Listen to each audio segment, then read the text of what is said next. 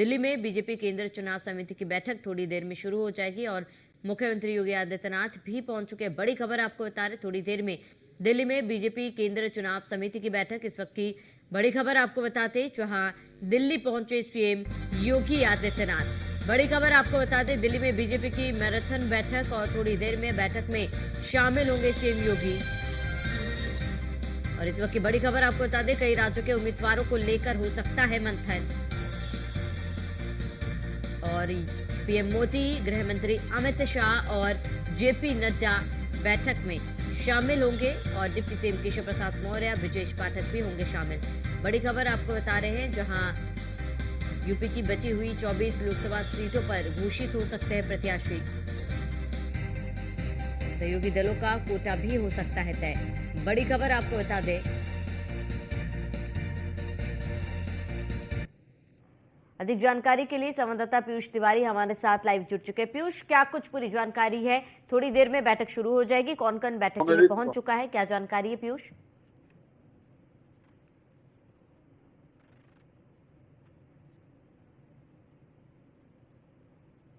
देखिए, अगर बात करें तो उत्तर प्रदेश के मुख्यमंत्री योगी आदित्यनाथ इस वक्त भारतीय जनता पार्टी मुख्यालय में पहुंच चुके हैं। इसके साथ ही दोनों डिप्टी सीएम, चाहे केशव प्रसाद मौर्य की बात करें या ब्रजेश पाठक की बात करें, वो भी भारतीय जनता पार्टी मुख्यालय में पहुंच चुके हैं। सबसे बड़ी बात है कि तमाम जो भारतीय जनता पार्टी के आलाकमान के पदाधिकारी हैं, उनका इंतजार किया जा रहा है। खासतौर पर प्रधानमंत्री नरेंद्र मोदी का इंतजार किया जा रहा है। थोड़ी देर में प्रधानमंत्री नरेंद्र मोदी भी यहाँ पे पहुंचेंगे तो केंद्रीय चुनाव समिति की बैठक शुरू हो जाएगी और करीब 23 से 24 ऐसी सीटें हैं, खासतौर पर उत्तर प्रदेश के लिहाज से अगर हम बात करें तो उन पर कहीं ना कहीं मंथन और चिंतन होगा। हालांकि मंथन और चिंतन कोर ग्रुप की बैठक जब हुई थी उत्तर प्रदेश को लेकर, तभी हो गया था और कहीं ना कहीं केंद्रीय चुनाव समिति की इस बैठक में उन तमाम नामों पर मुहर लग जाएगा।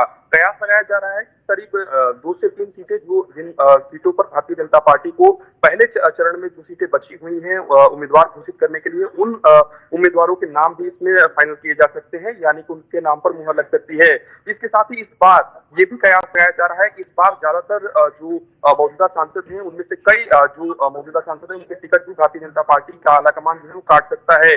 सबसे बड़ी बात है कि कई नामों को लेकर मंथन और चिंतन चला था कोर ग्रुप की बैठक में, अगर हम बात करें, क्योंकि केसरगंज की सीट पर काफी मंथन और चिंतन हुआ है। ब्रिजभूषण शरण सिंह वहां से फिलहाल वर्तमान में सांसद हैं। इसके साथ ही बलिया सीट की बात करें और गाजीपुर सीट की बात करें, तमाम ऐसी सीटें हैं, पीलीभीत सीट की बात करें, इनको लेकर भी यहाँ पे चिंतन और मंथन कहीं ना कहीं किया गया है और आज उन सीटों पर भी मुहर लगेगी, यानी कि वहां से भारतीय जनता पार्टी का कौन उम्मीदवार होगा, इसको लेकर भी एक तरीके से यहाँ पे अंतिम मुहूर्त प्रधानमंत्री नरेंद्र मोदी की अध्यक्षता में जब बैठक शुरू हो जाएगी, थोड़ी दिन में ये बैठक शुरू हो जाएगी, तब कहीं ना कहीं मुहर लग जाएगी। इस बार बीजेपी की यही कोशिश है कि तमाम जो ऐसी सीटें हैं जिन पर असमंजस की स्थिति है, उन पर किस तरीके से बातचीत किया जा सके और कहीं ना कहीं प्रत्याशियों को, जो दावेदार हैं, उनको किस तरीके से मौका दिया जाए। क्योंकि बीजेपी ने इस बार ये रणनीति बनाई है कि जिन मौजूदा सांसदों का रिपोर्ट कार्ड ठीक है, उनको तो रिपीट किया जाएगा, लेकिन जिनका रिपोर्ट कार्ड ठीक नहीं है, ये जनता के बीच में वो नहीं जाते हैं, एक तरीके से एंटी इनकम्बेंसी उस सांसद के खिलाफ है, तो निश्चित रूप से उसका टिकट काटा जा सकता है। इसके साथ ही पीलीभीत की अगर हम बात करें तो उस सीट पर भी भारतीय जनता पार्टी ने काफी चिंतन और मंथन किया है। सबसे बड़ी बात है कि उपेंद्र रावत को लेकर भी तमाम चर्चाएं चल रही है कि क्या उपेंद्र रावत को प्रत्याशी बनाया जाएगा, यानी कि पहली लिस्ट में उन्हें प्रत्याशी बनाया गया था। हालांकि वायरल वीडियो के बाद से कहीं ना कहीं उपेंद्र रावत की ओर से ये कहा गया कि वो तब तक चुनाव नहीं लड़ेंगे और कहीं ना कहीं उसको लेकर भी यहाँ पे चर्चा की जाएगी। इसके साथ ही बीजेपी की यही कोशिश है कि जल्द से जल्द उम्मीदवारों के नाम का जो ऐलान है वो हो सके, ताकि उम्मीदवारों को ज्यादा से ज्यादा समय है वो मिल सके। तो निश्चित रूप से उत्तर प्रदेश के लिहाज से ये बड़ी बैठक है, केंद्रीय चुनाव समिति की बैठक है। थोड़ी देर में ये बैठक शुरू हो जाएगी। उत्तर प्रदेश के मुख्यमंत्री योगी आदित्यनाथ भारतीय जनता पार्टी मुख्यालय पहुंच चुके हैं, दोनों deputy CM Bharatiya Janata party मुख्यालय पहुंच चुके हैं और कहीं ना कहीं उन सीटों को लेकर चिंतन और मंथन किया गया है। कोर ग्रुप की बैठक में पिछली बार जब हुआ था और उन नामों को, जिन नामों को शॉर्टलिस्ट किया गया, बताया जा रहा है कि करीब तमाम जो सीटें, करीब 23 से 24 जो सीटें हैं, उन पर 3 नाम जो है वो सुझाए गए हैं केंद्रीय चुनाव समिति को।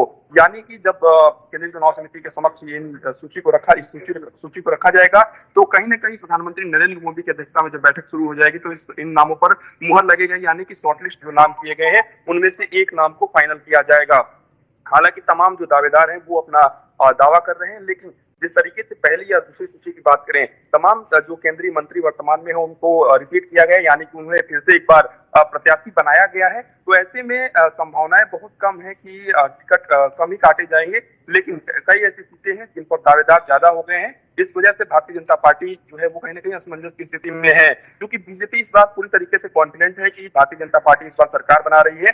हालांकि सीटों को लेकर कहीं ना कहीं अभी भी भारतीय जनता पार्टी की ये कोशिश है कि 370 अकेले दम पर और 400 plus Bharatiya Janata party NDA के साथ जीतने का भारतीय जनता पार्टी ने लक्ष्य रखा है। तो आज उस जिन नामों को लेकर मंथन और चिंतन हुआ है यूपी के कोर ग्रुप की बैठक में, उन नामों पर कहीं ना कहीं मुहर लगेगी।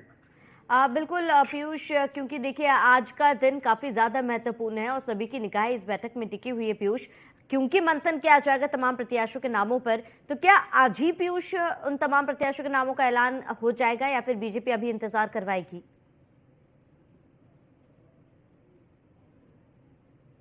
देखिए, अगर हम बात करें तो भारतीय जनता पार्टी ने इस बार उत्तर प्रदेश के लिहाज से करीब 80 सीटें जो है उत्तर प्रदेश की, उन 80 सीटों को जीतने का लक्ष्य बीजेपी ने एनडीए के साथ लक्ष्य रखा है और भारतीय जनता पार्टी इसी में लगातार रणनीति बना रही है। और बीजेपी की ये कोशिश है कि जो प्रत्याशी यानी कि जो मौजूदा सांसद हैं, अगर वो जिताऊ हैं, उनके खिलाफ किसी भी तरीके से एंटी इनकम्बेंसी नहीं है, तो उन्हें रिपीट किया जाएगा। इस बार एज फैक्टर को भी नहीं देखा गया है। हालांकि पहली और दूसरी जो सूची है उसमें तमाम लोगों को रिपीट किया गया, मौजूदा सांसदों को रिपीट किया गया, लेकिन जो ये सूची आने वाली है, कयास लगाए जा रहे हैं कि इस सूची में बहुत बड़ा बदलाव देखने को मिल सकता है। हालांकि जो वीके सिंह की बात करें, वो एक तरीके से अभी भी प्रबल दावेदार हैं, यानी कि उन्हें टिकट मिल सकता है। इसके साथ ही कई ऐसे चेहरे हैं, ब्रिजभूषण शरण सिंह की अगर हम बात करें तो ब्रिजभूषण शरण सिंह को लेकर भी काफी चिंतन और मंथन हुआ है पिछले कुछ दिनों में, आपने देखा होगा।